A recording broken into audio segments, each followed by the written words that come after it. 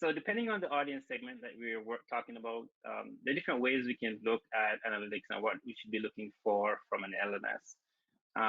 Just thinking about the segment of customers, so active customers, and looking at the goals of those customers. So if we say we want to see product adoption with XYZ customer, we need to be able to track that, and you can implement it or integrate tools with both a customer platform like Gainsight, for example, or Salesforce, to be able to track the learner data along the way. So as they complete certain courses or they complete certain assessments, that information is available. And you can do it in different models or tiers, right?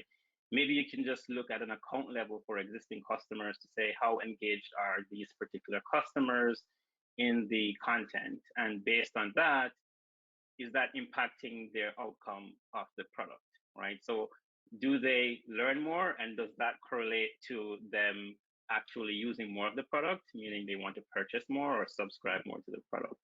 And this is something that I've done in the past. And in fact, most recently, I worked with another colleague, Vicky Kennedy from Ectus, who we looked at the learner data and trying to tag that to outcomes.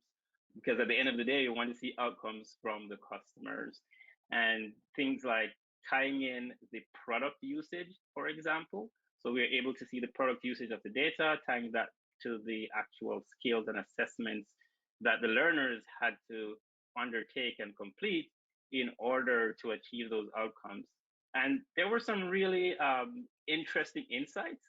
You could make correlations between things like customers and the ARR, whether they completed certain amounts of content and or assessments, and how does that correlate to the recurring revenue, for example, or the amount of opportunities that the customers actually resulted from completing the content. So tying different tools together, different methods together, definitely helps you to come back to see a bigger picture of how does that impact the bottom line. And maybe some things like attribution models may be more complete, where you're not just looking at the customer data or learner data, but also things for marketing, for community, and all the different touch points that the customer has, and seeing how does that impact or how the organization can assign budgets to different parts of the business to achieve their outcomes as well.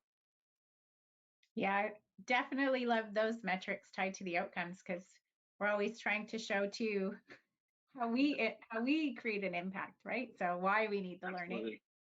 learning. And then certainly I think on it, just thinking of an HR hat or internal learning hat, you know, similar data around driving performance metrics and outcome too, I think really important to drive kind of the overall company goals as well.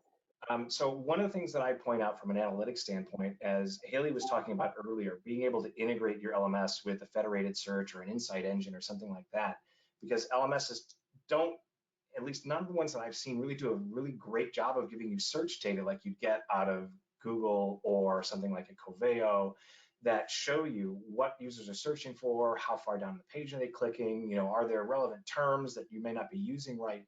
But having that type of information and being able to tie that back into what you're spending your time building your content on has proved to be incredibly valuable for the organizations that I've been with, because we now are able to focus our time working on content that our users actually want, or that our customer support organization says is driving support cases.